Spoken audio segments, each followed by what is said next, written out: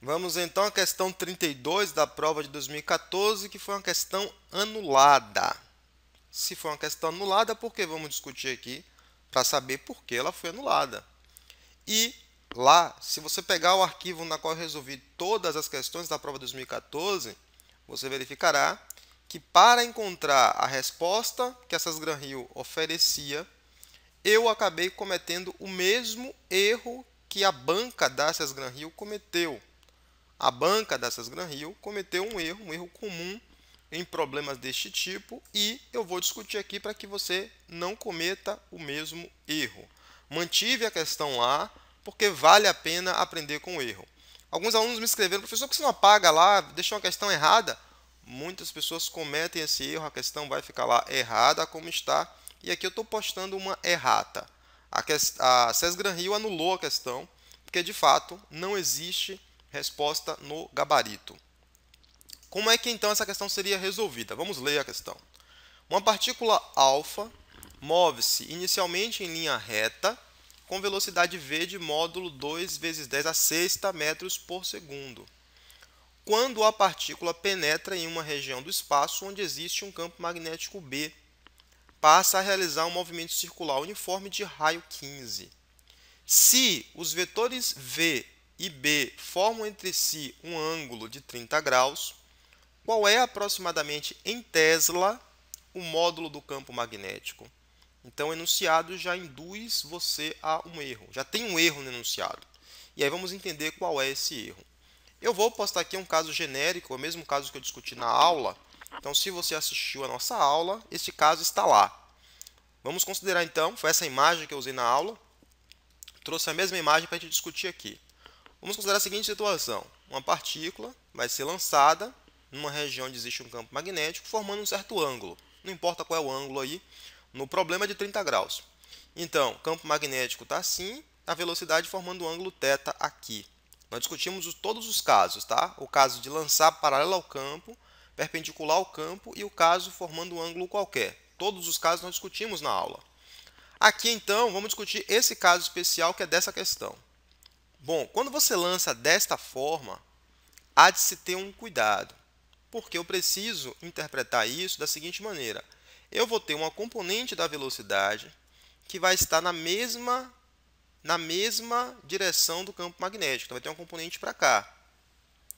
Essa componente que tem a mesma direção e sentido do campo magnético não vai sofrer nenhuma alteração do campo. Então, essa componente aqui eu vou chamar de V paralelo. Tá? V paralelo ao campo. E vai existir uma outra componente aqui que vai ser perpendicular ao campo. Conforme nós vimos na aula, a componente que vai sofrer a interferência do campo magnético é a componente que é perpendicular ao campo. Essa componente sim. A componente que é paralela não sofre nenhuma interação com o campo magnético. Nós vimos isso. Se você pegar uma partícula e lançar ela no campo magnético com a velocidade formando um ângulo de 0 grau ou de 180 graus com o campo magnético, tá? Paralelo ao campo magnético, não haverá força magnética. Aqui, a força magnética é igual a zero. Quando você lança de forma inclinada, o que é que vai acontecer? A componente que é paralela ao campo, vamos dizer assim, não influenciaria em absolutamente nada em termos de força magnética. Só a componente perpendicular é que vai influenciar. E daí que eu posso fazer a regra da mão direita aplicado somente a este caso. E se você fizer isso, então você deve colocar o seu dedão no sentido da velocidade. Então, seu dedão está apontando aqui para cima. Seus outros dedos devem estar indicando o sentido do campo. Então, seu dedão, seu polegar, deve estar apontando para aqui. Seus outros dedos devem estar apontando para cá. Né? Os outros dedos devem estar apontando para cá.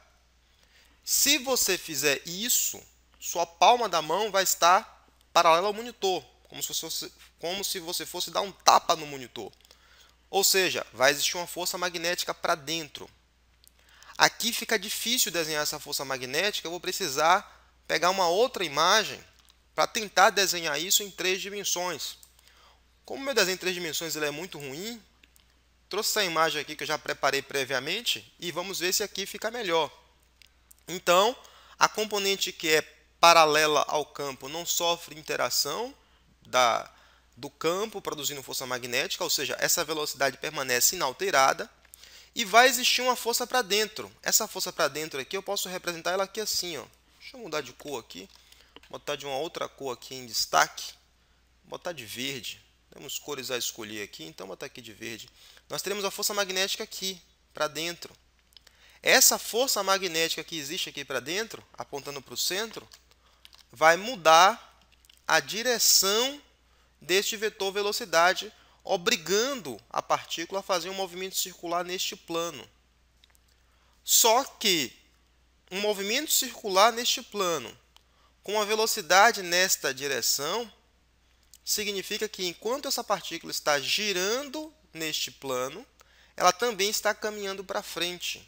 Ou seja, este movimento não é um movimento circular uniforme.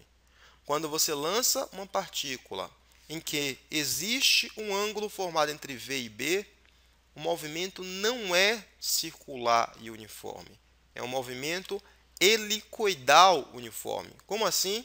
A partícula gira aqui e ao mesmo tempo está indo para frente. Ou seja, se você for desenhar o movimento dessa partícula, seria algo assim.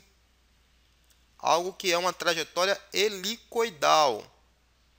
Então, este movimento é chamado de movimento helicoidal e uniforme.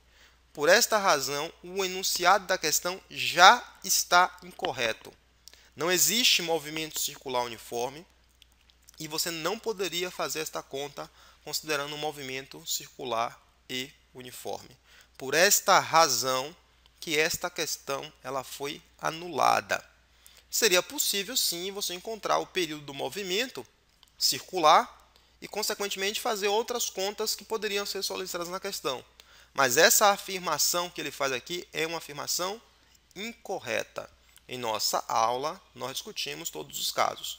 O que a maioria fez? Inclusive eu na primeira tentativa que solucionei, eu disse o seguinte, ó, neste caso a força magnética ela é igual à força centrípeta. Como é que eu calculo força magnética sobre uma partícula carregada? É igual a Q vezes V vezes B, QVB, vezes o seno do ângulo θ, que é o ângulo formado entre V e B. Tá? Isso aqui é a força magnética. Então, QVB tem que ser igual à força centrípeta. Quem é a força centrípeta? É igual a mv ao quadrado dividido pelo raio. E aí a maior parte fez as contas deste jeito. Só que esta velocidade que aparece aqui, que eu devo colocar aqui, não é o módulo da velocidade, tal como a Cesgran-Hill considerou. Esta velocidade que entra aqui é a velocidade que é perpendicular ao campo magnético. Ou seja, é a velocidade perpendicular ao campo magnético, essa aqui. Tá? Não é o módulo da velocidade. Assim, se este ângulo formado aqui é o ângulo θ, a velocidade que você joga aqui é a velocidade, o módulo da velocidade multiplicado pelo seno do ângulo θ. Então, essa conta aqui, na hora de ser resolvida, ela teria que ser levado isso em consideração. E, por esta razão, esta questão está incorreta. Ela foi anulada pela Cesgran-Hill. E tem lá a solução que eu dei para este caso. E nós discutimos muito bem nosso curso, o nosso curso Premium. Tá? Então, está aí a justificativa de por que a questão foi anulada. Sempre que você lançar uma partícula e existir um ângulo entre V e B, e este ângulo for entre 0 e 90 graus, tá? Um ângulo diferente de 90 graus, o movimento será helicoidal e uniforme. Ok? Tranquilo? Entendeu por que a questão foi anulada? Então, se entendeu que a questão foi anulada, se não, volta lá na nossa aula, que eu explico e discuto isso aí. Eu discuto todos os casos na aula. E esse é apenas um dos casos quando você lança uma partícula em uma região que existe um campo magnético. Ficamos por aqui, então, e vamos, então, avançar na nossa resolução de questões.